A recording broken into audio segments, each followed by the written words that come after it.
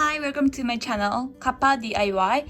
Today I'm gonna make a table that will fit my sofa. To do so, start by preparing sheets of wood like pine.